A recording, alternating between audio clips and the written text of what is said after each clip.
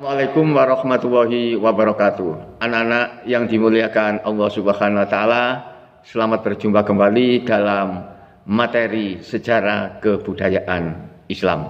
Semoga kalian selalu dalam lindungan Allah Subhanahu wa taala.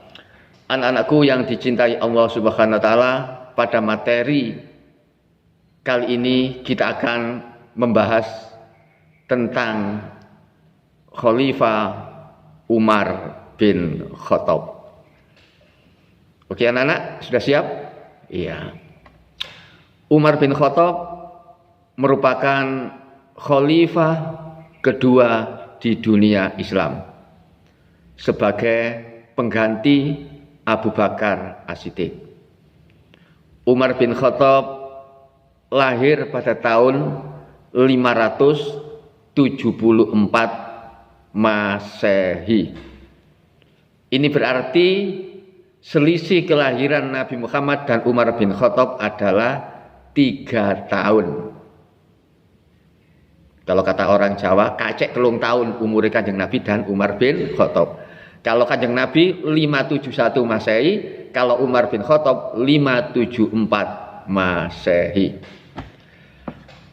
Umar bin Khattab ini berasal dari suku Adi, namanya suku Adi, salah satu suku yang disegani, suku yang dihormati di masa sebelum Islam. Ayahnya bernama Khattab bin Nufail. Khattab bin Nufail. Ibunya bernama Khonthama binti Hasim. Khonthama binti Hasim. Anak-anakku, Umar bin Khattab ini mempunyai watak yang keras, tegas, pemberani, dan pantang menyerah. Tegas, keras, pemberani, pantang menyerah. Itu sifatnya Umar bin Khattab.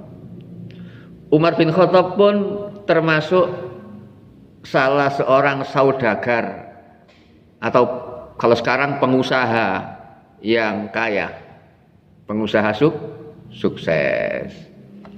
Anak-anakku yang dicintai Allah Subhanahu wa taala, Umar bin Khattab ini termasuk orang yang disegani di tanah Arab. Beliau mempunyai julukan singa padang pasir.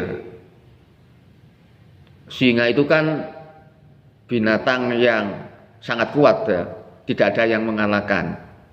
Nah, diibaratkan seperti itu, singa padang pasir. Orang yang menguasai padang pasir. Orang yang tak terkalahkan di daerah gurun sana.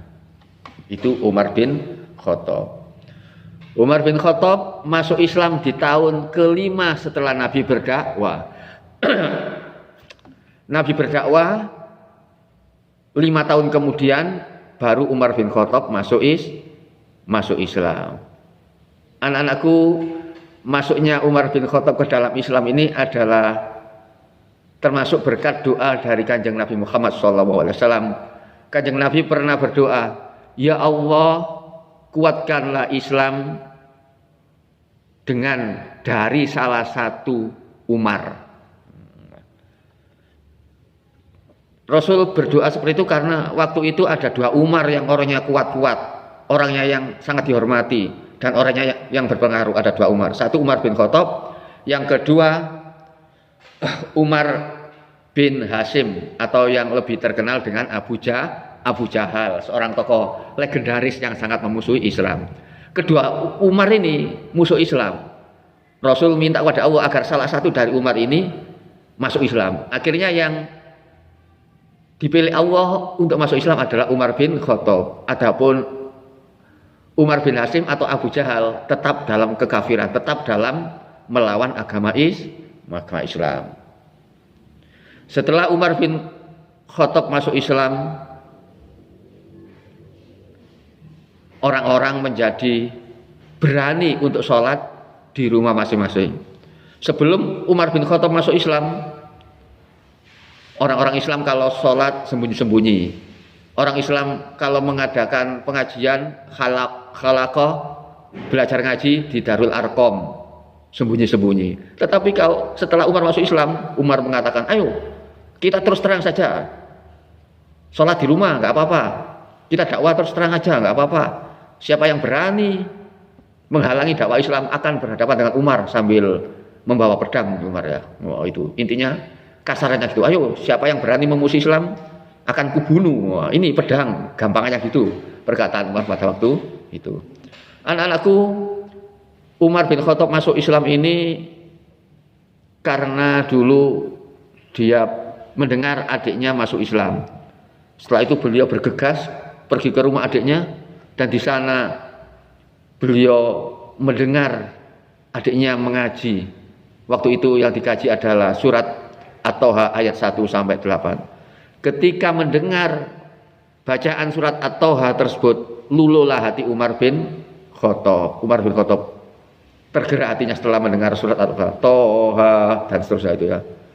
Dengan tergeraknya hatinya Umar bin Khattab, akhirnya Umar bin Khattab masuk Islam. Padahal sebelumnya Umar bin Khattab ingin marah-marah kepada adiknya, mengapa masuk Islam? Mau memukul adiknya, tetapi setelah mendengar ayat yang dibaca adiknya menjadi terenyuh. Itulah salah satu kemukjizatan dari Al-Qur'an. Anak-anakku yang dicintai Allah Subhanahu wa taala, Umar bin Khattab ini mempunyai beberapa gelar, antara lain Al-Faruq. Kalau ada kata-kata Al-Faruq berarti Umar bin Khattab. Al-Faruq adalah yang membedakan yang baik dan yang buruk, karena Umar ini orang yang tegas, bisa membedakan yang baik yang buruk, yang halal yang haram, yang boleh yang tidak. Nah, itu Umar bin Khattab. Kedua juga Umar mempunyai gelar Al-Hafiz, tegas dalam pendirian. Hafiz itu orang yang tegas dalam pendirian. Kalau sudah A ya A, kalau sudah B ya B, tidak tergoda oleh apapun, tidak mudah goyah pendapatnya.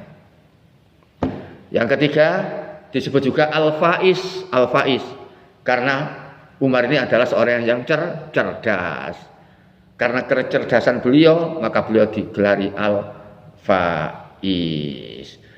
Anak-anakku yang dicintai Allah Subhanahu wa taala, demikian tadi pengenalan terhadap Umar bin Khattab, khalifah kedua di dunia Islam. Semoga bermanfaat bagi kita semua. Wallahul muwaffiq ila aqwamit thoriq. Wassalamualaikum warahmatullahi wabarakatuh.